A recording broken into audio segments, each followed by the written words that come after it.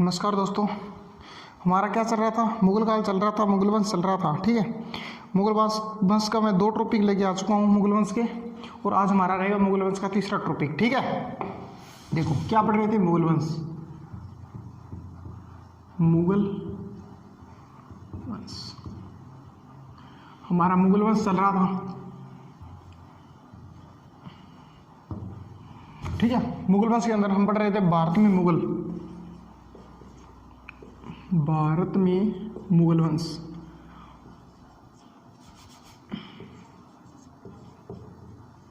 मुगल वंश ये हमारा टॉपिक था, वो चल रहा था। ठीक है, और भारत में मुगल वंश के अंदर कौन सा चल रहा था? बाबर, जहरुद्दीन मोहम्मद बाबर। कौन सा चल रहा था? बाबर को पढ़ रहे थे। बाबर का शासनकाल कब से कब तक था? 1526 से लेकर कब तक था? 1530 तक था। ठीक है, और जो ये हमारा था, ये था 1526 के अंदर बाबर ने स्थापना की थी और 1707 तक चला था। ठीक है, ये हमारा चल रहा था। ठीक है, अब देखो हम कहाँ तक थे। बाबर ने जो अपना राज्य है वो कहाँ पर स्थापना कर ली, अपनी राजधानी क्या बनाई थी? आगरा बनाई थी इसने, आगरा बना ली थी। ठीक है, आगरा कब बनाई थी? आगरा बना ली थी इसने। प्रथम जो पानीपत का प्रथम युद्ध है उसके अंदर विजय कर ली थी, इब्राहिम लोदी को हराकर, जो दिल्ली का राजा था। ठीक है, उसको हरा दिया था। उसको हराने के बाद में इसने आगरा को अपना जो मुख्य केंद्र बना लिया था। अब इधर था राणा सांगा, मेवाड़ का कौन था? मेवाड़ का था राणा सांगा।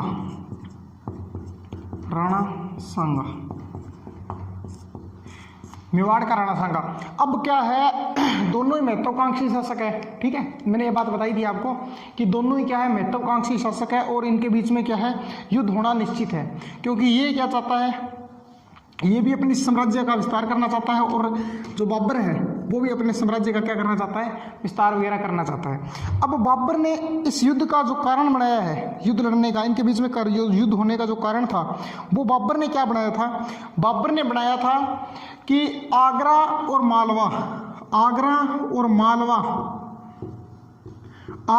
मालवा के बीच में एक नदी थी जिसका नाम था पीलिया-खार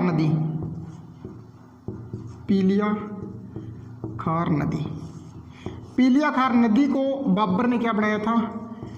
कारण बनाया था युद्ध करने का। ठीक है, युद्ध लड़ने का जो बहाना है वो बनाया था, बहाना चाहिए युद्ध करने के लिए।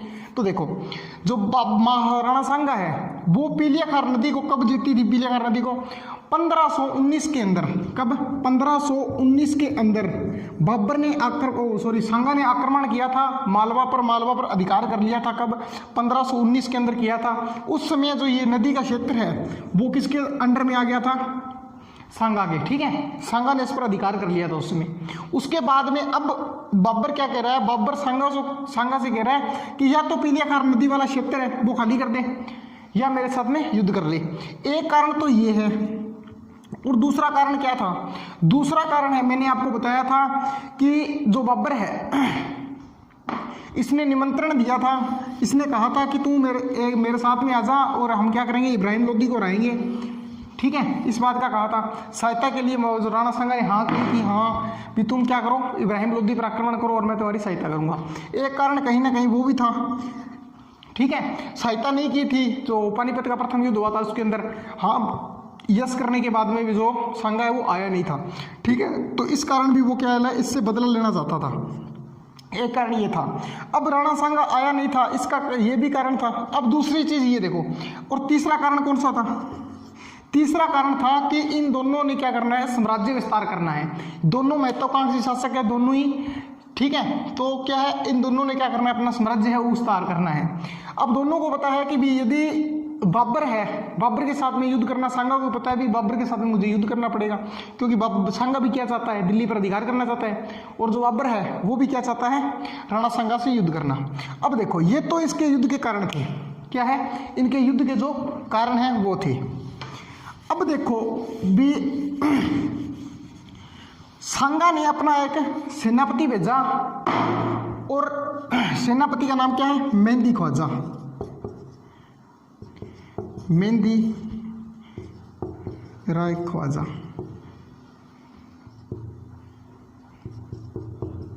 ख्वाजा ये गया और इसने मालवा जो इसका सांगा का एक दुर्ग था, किला है जिसका नाम है बयाना का दुर्ग। किसका? बयाना। बयाना पर अधिकार कर लिया किसने? मेहंदी राय ख्वाजा ने। किसका सेनापति है? बाबर का सेनापति है मेहंदी राय ख्वाजा। उसने अधिकार किसके पर कर लिया? बयाना दुर्ग पर अधिकार कर लिया, बयाना के किले पर अधिकार कर लिया। अब बताओ भी सांगा को ये चुनौती देने वाली बात है कि नहीं है? सांगा को सीधी चुनौती देने वाली बात है। अब क्या है, सांगा को पता चल गया भी बाबर के साथ में अब मेरा युद्ध होना निश्चित है। क्या है? मेरा होना है, युद्ध होना है वो निश्चित है। अब सांगा ने इस समय एक परंपरा शुरू की थी जिसका नाम है पाती पर्वन। पाती का मतलब क्या होता है? पाती पर्वन परंपरा होती है जो सांगा ने शुरू की थी। पाती पर्वन के अंदर होता है, पाती का मतलब होता है पत्र लिखना। ठीक है, कि मैं क्या करने जा रहा हूँ, एक विदेशी शक्ति के साथ में युद्ध करने जा रहा हूँ। अपने राजपूत राजाओं को कह रहा है, जो राजपूत राजस्थान के राजा थे राजपूत, उनको बोल रहा है कि मैं भी एक विदेशी शक्ति है उसके साथ में युद्ध करने जा रहा हूँ और आप मेरी क्या करो, सहायता करो। इसीलिए सांगा ने क्या किया था, अपने जो राजपूत राजा थे उनको सबके पत्र लिखा था और आमंत्रित किया था इस युद्ध में भाग लेने के लिए। अब देखो इस युद्ध में राणा सांगा के सहयोगी कौन कौन थे? कौन कौन राजा राणा सांगा के साथ में युद्ध करने के लिए जो आए थे? मैंने बताया बयाना के किले पर कौन है? बयाना दुर्ग पर अधिकार किसका है? मेहंदी ख्वाजा का। राणा सांगा के साथ सहयोग करने के लिए आया था चंदेरी से मेदिनी राय। कहां से? चंदेरी से मेदिनी, चंदेरी से आया था मेदिनी राय। ठीक है, और आया था मारवाड़ से आया था कुंवर मालदेव। कुंवर मालदेव, मालदेव उस टाइम 52 युद्धों का विजेता मालदेव मारवाड़ का वही है। ठीक है, लेकिन ये उस टाइम में क्या था? कुंवर था, न कि राजा था, शासक नहीं था। ठीक है, और बीकानेर से आया था कुंवर कल्याणमल। कुंवर कल्याणमल ये कहाँ से आया था? ये बीकानेर से आया था। ठीक है, एक आया था झाला अज्जा, सादड़ी का झाला अज्जा, झाला अज्जा, झाला सज्जा, झाला सज्जा। ठीक है, अशोक परमार, अशोक परमार, अशोक परमार। ठीक है, एक आया था दिल्ली से आया था मोहम्मद शाह लोधी, मोहम्मद शाह लोधी। और एक आया था हसन खां मेवाती, हसन खां मेवाती। ठीक है, तो कहते हैं राणा सांगा के साथ में जो सेना थी इसके अंदर, इसमें कहा जाता है कि राणा सांगा के साथ में 7 बड़े राजा थे, 9 राव थे और 104 सरदार थे। इतनी बड़ी सेना हो गई। जबकि बाबरनामा के अंदर, जो बाबर ने लिखा है, बाबरनामा के अंदर ये सेना बताई जाती है इसकी 2,20,000। कितनी बताई गई है? 2,20,000 बताई गई है। लेकिन ये मान्यता नहीं है, सेना आई थी इसकी लगभग मानी जाती है, वो मानी जाती है 1,20,000 की सेना इसके पास में थी। ठीक है, राणा सांगा के साथ में इतनी बड़ी सेना हो चुकी है। इतनी बड़ी सेना का नेतृत्व कौन कर रहा है? राणा सांगा वह कर रहा है, मेवाड़ का राणा सांगा कर रहा है। अब देखो राणा सांगा चला ये सेना लेकर, राणा सांगा क्या चला? ये सेना लेके चला। और जब मेदिनी राय को, मेहंदी ख्वाजा को पता चला, किसको? मेहंदी ख्वाजा को इस बात का पता चला कि राणा सांगा हमारी तरफ है, वो बढ़ रहा है। राणा सांगा जब सामने आया तो मेहंदी ख्वाजा इस दुर्ग को कुछ बड़ा युद्ध वगैरह नहीं हुआ था, तो छोटी सी झड़प हुई थी और ये युद्ध जो किला है ये छोड़कर ये मेहंदी ख्वाजा भाग गया और कुछ उनके सैनिक थे वो किनके धक्के चढ़ गए थे? मेवाड़ सांगा के धक्के चढ़ गए थे। अब देखो ये यहाँ से भागे ना, तो जो राजपूत सेना थी इन्होंने नारे लगाने शुरू कर दिए कि तैमूर लंग भाग गया, तैमूर है वो भाग गया। ये नारे इसलिए लगाए थे क्योंकि जो बाबर है वो तैमूर लंग के 5वीं पीढ़ी से माना जाता है। तैमूर लंग की 5वीं पीढ़ी से माना जाता है। कौन? बाबर माना जाता है तैमूर लंग की 5वीं पीढ़ी से। ठीक है, अब देखो सांगा ने किस पर अधिकार कर लिया? बयाना पर दोबारा सांगा का अधिकार हो गया और मेहंदी ख्वाजा यहाँ से भाग गया। अब देखो ये जो भागी हुई सेना थी, किसकी सेना, जो ये भागी हुई सेना है वहां से भाग के आई थी। अब आगरा के अंदर ये सेना पहुंची, मेहंदी ख्वाजा वगैरह सारे जो आए थे वो कहाँ पहुंचे, आगरा के अंदर पहुंचे। अब क्या है, बाबर की सेना और बाबर क्या है, डरे हुए हैं। जो बाबर की सेना है ये और बाबर क्या है, डरे हुए हैं। क्यों डरे हुए हैं, क्या कारण है डरने का? डरने का कारण ये है कि बाबर को चले हुए जो काबुल है, काबुल से चले हुए बाबर को लगभग 2 महीने हो गए हैं, 2-2.5 महीने हो चुके हैं बाबर को। और वहां से आते आते सेना को काफी समय लग गया है, काफी टाइम हो गया। और बाबर जहाँ पर बैठा है वहां पर के आसपास का एरिया है, उसका ना तो उसे कल्चर का पता है, ना वहाँ के लोगों का पता है, और ना उन्हें पता है युद्ध में स्टडी है वो किस तरीके से लड़ी जाती है, उसके बारे में कुछ भी नहीं पता बाबर को। बाबर चारों ओर से किससे, दुश्मनों से घिरा हुआ है। बाबर क्या है, चारों ओर से घिरा हुआ है दुश्मनों से। अब क्या है, बाबर की सेना और इसके अंदर ये डर है। अब देखो बाबर की सेना ये युद्ध लड़ना नहीं चाहती थी, जो बाबर की सेना है ये युद्ध ये करना नहीं चाहती है। अब बाबर की सेना ने बोल दिया सेनापति से कि भी हम क्या करेंगे, ये युद्ध नहीं करेंगे, हम वापस लौटेंगे। तो सेनापति ने जाकर बाबर से कहा भी आप ये काम करो भी राजा जी, हम क्या करते हैं, ये युद्ध नहीं करेंगे, हम क्या करेंगे, यहाँ से वापस चलते हैं काबुल। कहाँ चलते हैं, वापस काबुल चलते हैं, हमें 2-2.5 महीने हो गए चले हुए और सेना सारी बोल रही वापस चलते हैं। अब बाबर ने क्या है, बाबर ने इनको बोला था यहाँ से लाने से पहले जब सेना को लेके आया था तो उसने बोला था कि हम क्या कर रहे हैं, भारत पर अधिकार करने नहीं बल्कि भारत को लूटने जा रहे हैं। ये बात बोलकर सभी सैनिकों को लेके आया था बाबर। अब क्या है, बाबर ने यहाँ पर रहने का प्लान बना लिया। क्यों बनाया, क्योंकि रहने का प्लान इसलिए बनाया कि उधर के जो एरिया है अफगानिस्तान वगैरह है, ठीक है, उधर से क्या बार बार आक्रमण लड़ाइयाँ वगैरह ज़्यादा होती थी। इस कारण बाबर क्या है, यहाँ पर रहना चाहता है, यहाँ पर ही सेटल होना चाहता है। तो बाबर ने क्या है, सेना को बोल दिया भी हम क्या करेंगे, ये युद्ध करेंगे। लेकिन सेना को तैयार करना, सेना ने क्या बोल दिया भी हम युद्ध नहीं करेंगे। सेना को बाबर क्या करेगा, धीरे धीरे तैयार करेगा, मोटिवेशन देगा। देखो बाबर ने बोला भी आप लास्ट, ये जो लास्ट लड़ाई लड़ लो मेरे साथ, क्या है, ओनली लास्ट युद्ध है, ये लड़ लो, इसके बाद में आपकी जो जचे वो कर लेना। आप आगे से लड़ो तो लड़ लेना, मंत्र में लेना, लेकिन लास्ट लड़ाई मेरे साथ में ये हो जाओ। देखो मैं इधर इतनी दूर बैठा हूँ और आप ही मेरा साथ नहीं दोगे तो मैं तो ये युद्ध वैसे ही हार जाऊंगा, ठीक है। अब इतने में क्या हुआ, जो भागी हुई सेना थी उधर से वो भी आ गई और उसने इस सेना का जो डरा हुआ सेना था मनोबल उसका और तोड़ दिया। उसने आके बोला कि जो राणा सांगा है उसकी सेना का जो दूसरा किनारा है वो तो दिखाई नहीं देता। जो राणा सांगा है उसकी इतनी बड़ी सेना है कि जो दूसरा किनारा है सेना का वो दिखाई नहीं दे रहा। इतनी बड़ी सेना राणा सांगा लेके आ रहा है। ये बात बोल दी तो जो सैनिक है उनका मनोबल है वो और टूट गया। और इतने में ही राणा जो बाबर है इसकी सेना के अंदर एक बाबा जी ऐडा, कौन आए थे, बाबा जी ऐडा, और उस बाबा जी ने और बोल दिया कि बाबर ये युद्ध तू हारेगा।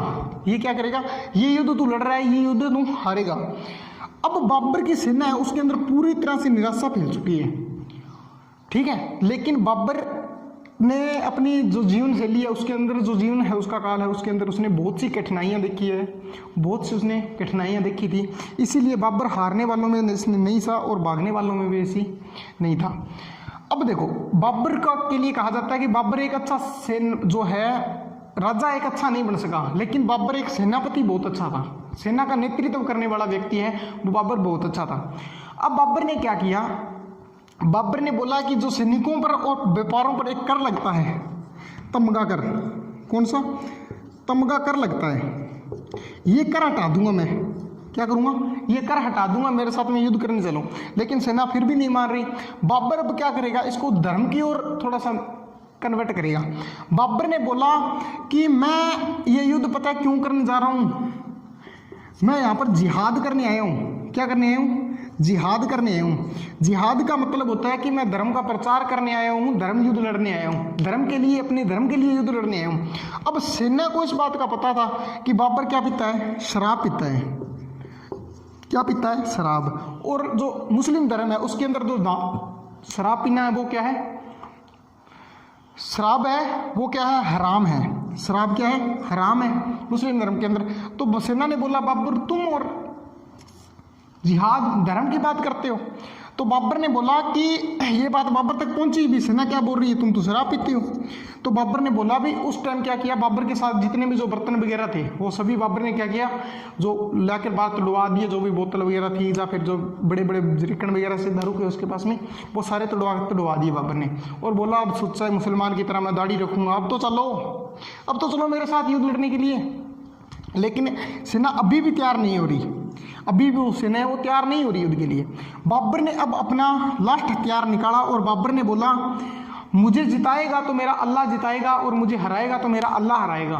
ठीक है, क्या है, मुझे जिताएगा तो मेरा अल्लाह जिताएगा और मुझे हराएगा तो मेरा अल्लाह हराएगा। मैं तो जा रहा हूँ युद्ध लड़ने के लिए, मैं तो क्या कर रहा हूँ, युद्ध करने के लिए जा रहा हूँ, चलो तुम भी मेरे साथ। यदि तुम इस युद्ध में मारे जाते हो, क्या कर दो, इस युद्ध में तुम मर जाओगे, मारे जाओगे, तो तुम शहीद कहलाओगे। क्या कहलाओगे, शहीद कहलाओगे,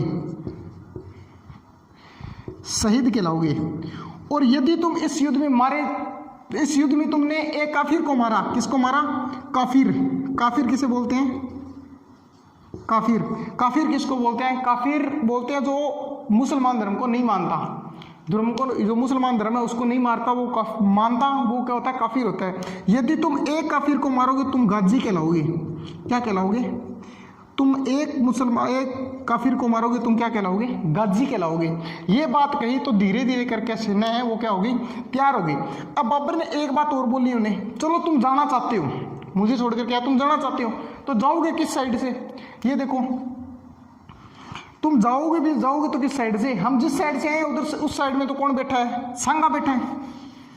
जिस साइड में तुम जाना चाहते हो, भागना चाहते हो, उस साइड में तो कौन, सांगा बैठा है। हम क्या हैं, इससे अच्छा है कि हम एक साथ होकर, एकजुट होकर इनसे युद्ध करें। और यहाँ पर यही हम सभी का क्या है, फायदा है। क्योंकि भागने से तो आप जाओगे 2-2.5 महीने लगेंगे और हम चारों साइड से क्या है, घिरे हुए हैं, चारों साइड से क्या है, घिरे हुए हैं। ये बात बाबर ने बोली।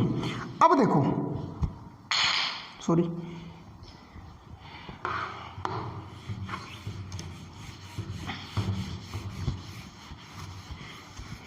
अब बाबर कहाँ आया, बाबर मैंने बताया था पहले भी, ये क्या है, पूरी तरह से डरा हुआ है,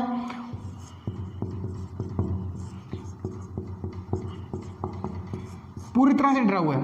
बाबर आया खानवा के युद्ध में, खानवा के मैदान में। ये खानवा का क्या है, मैदान है। खानवा कहाँ है, खानवा है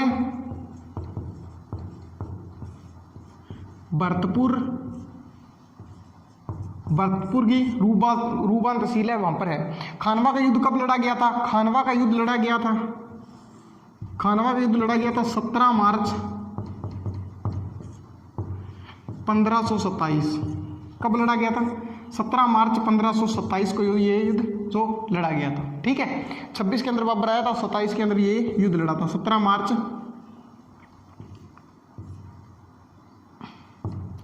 के अंदर। ठीक है, अब देखो बाबर ने क्या किया, अपनी जो युद्ध शैली है वही तैयार की जैसे पहले की थी।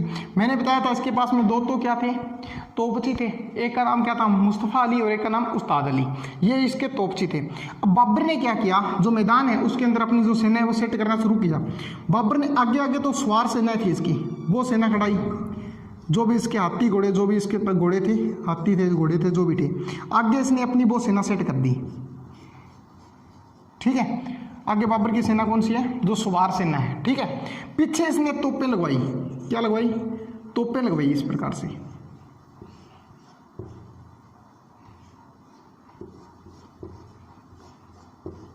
पीछे से बाबर ने क्या करी, तोपें लगवाई। और जो हल्दी घाटी का, पानीपत का युद्ध हुआ था, पानीपत के युद्ध में और इस युद्ध में बाबर ने डिफेंस क्या रखा था तोपों के अंदर, तोपों के अंदर ये डिफेंस था कि बाबर ने इस युद्ध में क्या किया, तोपों को बड़ी बड़ी जंजीरों से बंधवा दिया था। बड़ी बड़ी जंजीरें हैं उनसे बंधवा दिया था। क्यों बंधवाया था, क्योंकि राणा सांगा को पता था कि बाबर के पास में प्लस पॉइंट क्या है, बाबर के पास में प्लस पॉइंट क्या है, बाबर के पास में प्लस पॉइंट ये तोपें थी। तो सांगा ने कहा कि हमें क्या करते हैं, जाते ही क्या करेंगे, तोपों पर अधिकार कर लेंगे। किन पर, तोपों पर अधिकार कर लेंगे। और बाबर को इस बात का डर था कि तोपों पर अधिकार करेंगे, तो बाबर ने इसको क्या किया, तोपों को बंधवा दिया बड़ी बड़ी जंजीरों से। अब आगे बाबर की जो सेना खड़ी है, पैदल सेना, वो खड़ गई। यहाँ पर खड़ा है बाबर, यहाँ पर कौन खड़ा है, बाबर खड़ा है, और यहाँ पर बाबर का बेटा हुमायूं भी है। कौन खड़ा है? बाबर का बेटा हुमायूं भी इसके साथ में खड़ा है। अब देखो राणा सांगा आया मैदान के अंदर। राणा सांगा की सबसे बड़ी गलती थी, वो गलती थी राणा सांगा कहाँ पर आया था? हाथी पर सवार आया था। किस पर? हाथी के ऊपर सवार था राणा सांगा। किसके ऊपर सवार था? जो हाथी है उस पे के ऊपर बैठ के आया था राणा सांगा।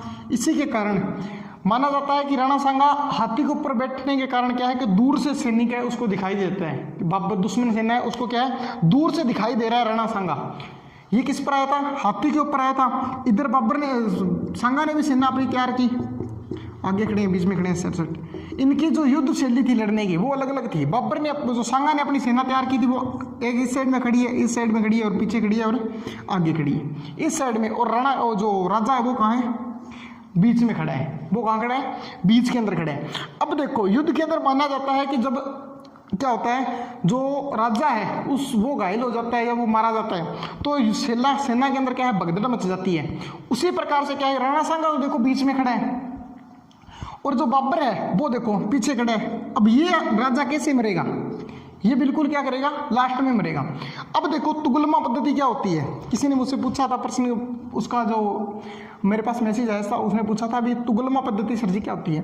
तुगलमा पद्धति ये होती है कि बाबर अपनी वो जो पूरी सेना है वो कभी मैदान के अंदर नहीं उतारता था।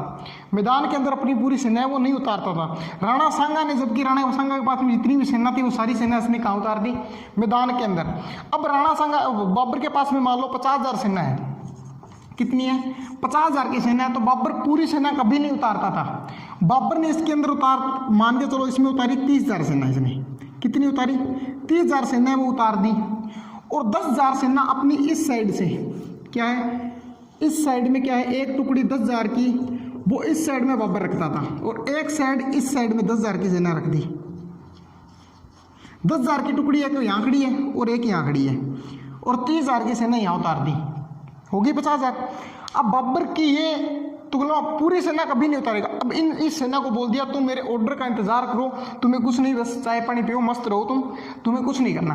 और इस सेना को बोला हुआ है कि तुम्हें कुछ नहीं करना, तुम्हें आगे मत बढ़ो, लेकिन क्या है अपना भी नुकसान नहीं होना चाहिए। इस तरीके से लड़ना है आपको कि हम 5-6 घंटे जितना भी टिके रहना है, बस जब तक मैं आपको ऑर्डर ना दूं आगे का, आपको क्या है मैदान के अंदर टिके रहना है, बने रहना है, ठीक है। अब देखो ये युद्ध लगभग माना जाता है 19 घंटे चला था। कितने घंटे? 19 घंटे ये युद्ध चला था। अब देखो युद्ध है वो शुरू हो गया। युद्ध क्या है? युद्ध शुरू हो गया। अब देखो राणा सांगा की सेना है वो आगे बढ़ रही है, आगे बढ़ेगी क्योंकि ये सेना ज्यादा ये कम है, बढ़ेगी आगे। अब लड़ते लड़ते लड़ते लड़ते कम से कम 5-6 घंटे हो गए ना, तो लगभग ये सेना बिल्कुल करीब पहुंच गई है और इस जो पड़ाव है आगे वाला इसको तोड़ने लग गई है सांगा की सेना, ठीक है। बाबर को पता चला कि अब क्या है तोपों पर अधिकार कर लेगा। सांगा है वो क्या करेगा? तोपों पर अधिकार कर लेगा। तो सांगा ने बाबर ने क्या किया? तोप चलाने का आदेश दे दिया, अभी तोपें आप चला दो, ठीक है, तोपें चलाओ। तो तोप चला दी तो क्या है, जो मैंने बताया था जो हाथी वगैरह हैं, घोड़े हैं हमारे, उनकी जो आवाज़ वगैरह है वो नहीं सुनी हुई थी। ऐसी जो आवाज़ है तोपों की आवाज़ वगैरह नहीं सुनी हुई थी। तो क्या है आधे के जो घोड़े जो हमारे थे, घोड़े थे, जो जानवर वगैरह थे, वो क्या है भागने लगे। अब भागेंगे तो सेना के अंदर भगदड़ मच गई। भगदड़ मचने के कारण ये क्या धीरे धीरे बढ़ने लगी, सेना आगे बढ़ रही है लेकिन फिर भी बढ़ रही है। अब क्या है बाबर ने इस सेना को आदेश दिया और इस सेना को, दोनों को आदेश दिया। ये सेना क्या है घूमकर आती थी ऐसे पीछे से ऐसे आती थी और ये सेना भी इधर से आ रही पीछे से और पीछे से घेर कर मारती थी। इधर से भी गिर गए, इस साइड से भी सेना गिर गई और इस साइड से क्या चल रही है? तोप चल रही है। तो ये बीच में गिर कर क्या है सेना मारी जाती थी। इसे कहते हैं तुगलमा युद्ध पद्धति। अब क्या हुआ, जब ये दोनों साइड से गिरी हुई तो इधर से एक तीर आकर लगा राणा सांगा को। किसको लग गया? राणा सांगा को एक तीर आके लगा और राणा सांगा क्या है हाथी से नीचे गिर गए। इतने में सरदार वगैरह सारे इकट्ठे हुए और सभी ने बोला राणा जी तो घायल हो गए, मूर्छित हो गए। तो क्या है सादड़ी का था झाला अज्जा, क्या नाम था? सादड़ी का झाला अज्जा है, उसको राजमुकुट राज सिंह है वो पहनाकर हाथी के ऊपर बिठाया गया और जो राणा सांगा है उसको ले जाया गया वसवा, ठीक है, वसवा ले जाया गया।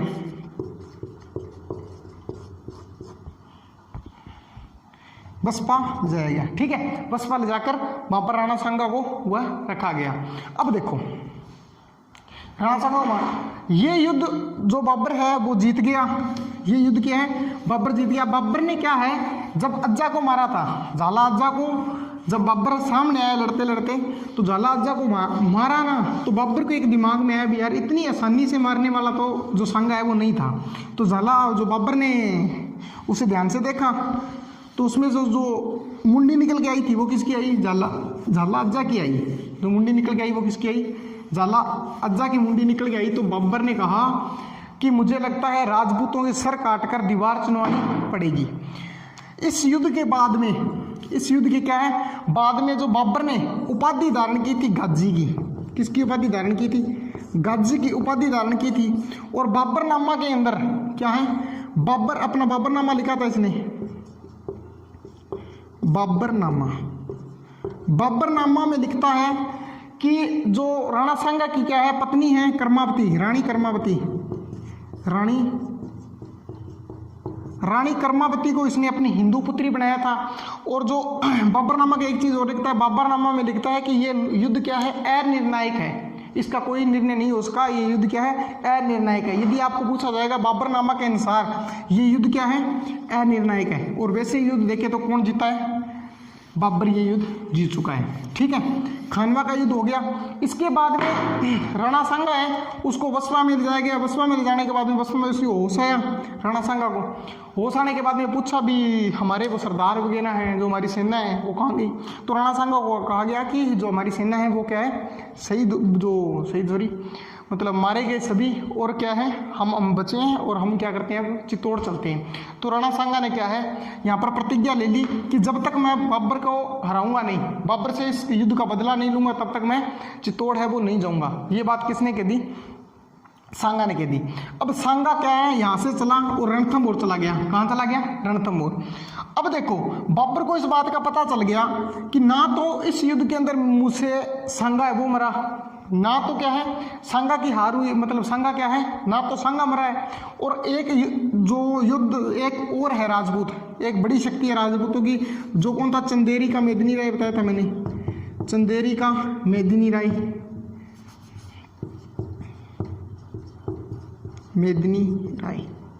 चंदेरी का मेदिनी राय है, वो भी पड़ा है, वो भी अभी तक जीवित है।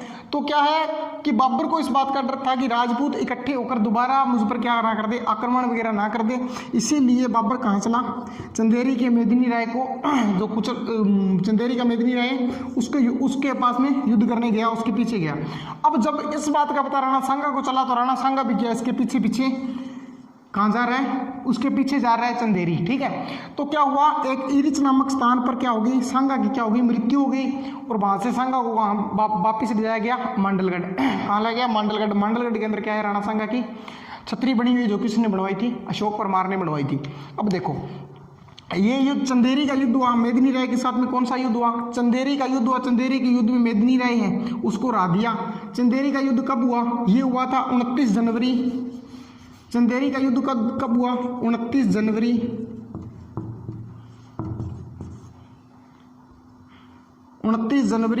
1528 में। कब हुआ, 29 जनवरी 1528 के अंदर चंदेरी का युद्ध हुआ।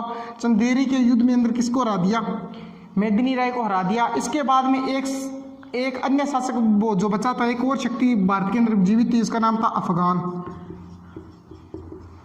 कौन थी, अफगान। अब क्या है, बाबर अफगानों का दमन करने गया। अफगानों का नेतृत्व कौन कर रहा था, अफगानों का नेतृत्व कर रहा था, मतलब इसके साथ में था नुसरत खां। इनका नेतृत्व करने वाला नुसरत खां था। नुसरत खां ने क्या किया, बाबर की अधीनता है वो स्वीकार कर ली, बाबर के साथ में मिल गया। पीछे कौन बच गए, अफगान बच गए। अफगानों के साथ में बाबर का युद्ध हुआ था, घाघरा का युद्ध। कौन सा, घाघरा का युद्ध। घाघरा का युद्ध हुआ था, और घाघरा का युद्ध माना जाता है कि आधा स्थल पर और आधा क्या लड़ा गया था, जल के अंदर लड़ा गया था। कौन सा युद्ध, घाघरा का युद्ध। घाघरा का युद्ध कब हुआ, 6 मई 1529 के अंदर। ये कब हुआ, 1529 के अंदर।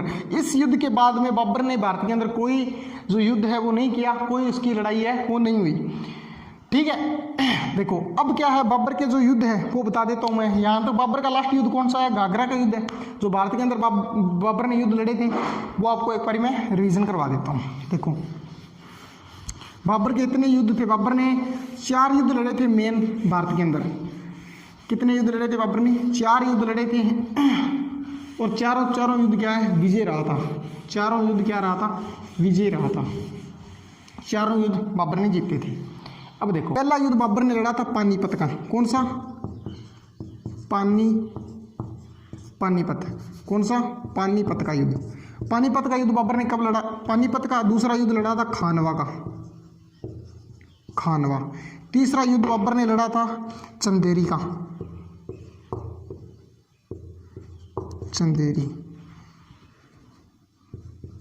चंदेरी। 5वां युद्ध लड़ा, चौथा लड़ा था घाघरा।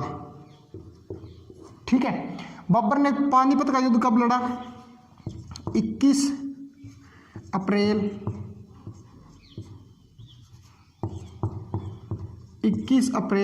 1526 के अंदर। ठीक है, खानवा का युद्ध बाबर ने लड़ा था, वो लड़ा था 17 मार्च 1527। चंदेरी का युद्ध लड़ा था 29 जनवरी 1528।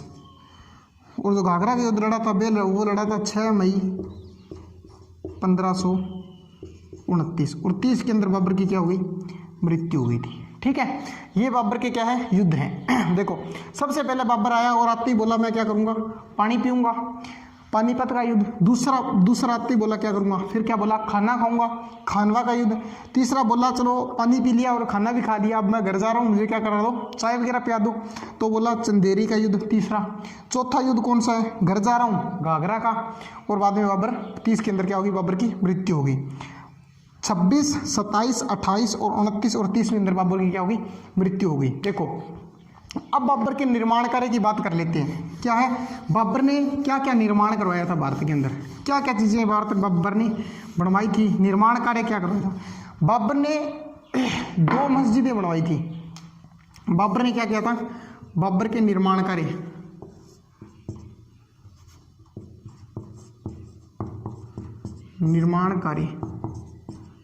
बाबर ने क्या क्या निर्माण करवाया था। ठीक है, बाबर ने निर्माण करवाया था, देखो एक तो इसने पानीपत के अंदर एक मस्जिद बनाई थी जिसका नाम है काबुली मस्जिद। कौन सी, काबुली मस्जिद।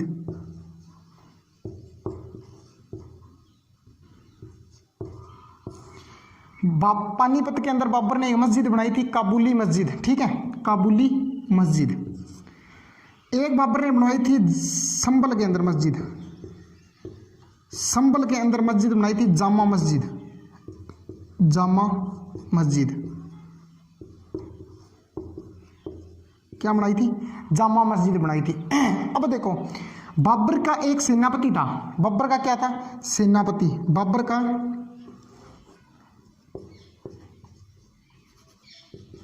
सेनापति, बाबर का सेनापति था मीर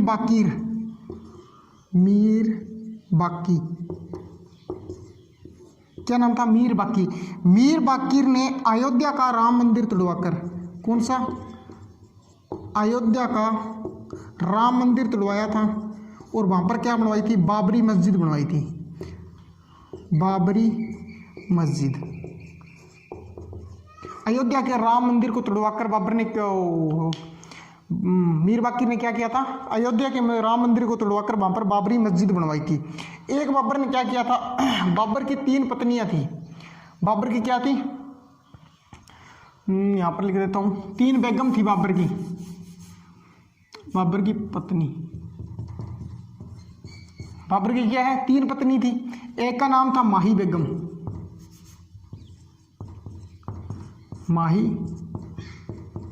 बेगम। माही बेगम सबसे बड़ी थी। एक बेगम थी दिलदार बेगम, दिलदार बेगम। ये दिलदार बेगम थी। इसे क्या थी, दिलदार बेगम के नाम पर, दिलदार बेगम के लिए बाबर ने एक बाग बनवाया था जिसका नाम था नूरे अफगान बाग। अफगान बाग क्या था? नूरे अफगान बाग बनाया था बाबर ने। किसके लिए? अपने दिलदार बेगम के लिए। सबसे छोटी थी दिलदार बेगम, ठीक है। एक थी माही बेगम। माही बेगम के एक पुत्र था जिसका नाम था हुमायूं, जो आगे जाके क्या बनेगा? राज्याभिषेक, जो राजा बनेगा, ठीक है। देखो, दिलदार बेगम के लिए क्या बनाया था? नूर अफगान बाग बनवाया था। इसे वर्तमान में क्या कहते हैं? आराम बाग कहते हैं। क्या कहते हैं? आराम बाग। इसी आराम बाग के अंदर बाबर को क्या है? दफनाया गया था, ठीक है। और कुछ समय के बाबर ने एक लिखा था बाबरनामा। क्या लिखा था? बाबरनामा लिखा था। बाबरनामा। बाबरनामा के अंदर, बाबरनामा है, इसके अंदर लिखा गया था कि मुझे क्या है, काबुल से बहुत प्रेम है और मुझे क्या किया जाए? काबुल के अंदर दफनाया जाए। और इसे जो फारसी भाषा में, ये तुर्की भाषा में लिखा हुआ है, फारसी भाषा में इसे कन्वर्ट किया था जो रहीमजी नहीं है क्या? रहीमजी के दो आते हैं। रहीमजी ने क्या किया था? इसे कन्वर्ट किया था फारसी भाषा के अंदर। तो उन्होंने इस ग्रंथ को पढ़ा गया, इसको पढ़ा गया, तो वहाँ पर लिखा है कि मुझे क्या है? काबुल से बहुत प्रेम है, काबुल में दफनाया जाए। फिर इस आराम बाग से बाबर को निकाला गया, जो हड्डियाँ वगैरह बची थी वो किसको निकाल कर इसको कहाँ दफनाया गया? काबुल के अंदर दफनाया गया। ये था हमारा बाबर, ठीक है। बाबर आज के लिए इतना ही बाबर का। अब आगे जो राजा जो आएगा, ठीक है, शासक बनेगा, बादशाह हुमायूं बनेगा। कौन बनेगा? हुमायूं बनेगा। ये रहा बादशाह हुमायूं बनेगा। अब आगे पढ़ेंगे वो हुमायूं को पढ़ेंगे। आप बताना भी आपको ये क्लास कैसी लगी, और जो आगे की वीडियो है वो हुमायूं के ले जाऊंगा, ठीक है दोस्तों। थैंक यू, धन्यवाद।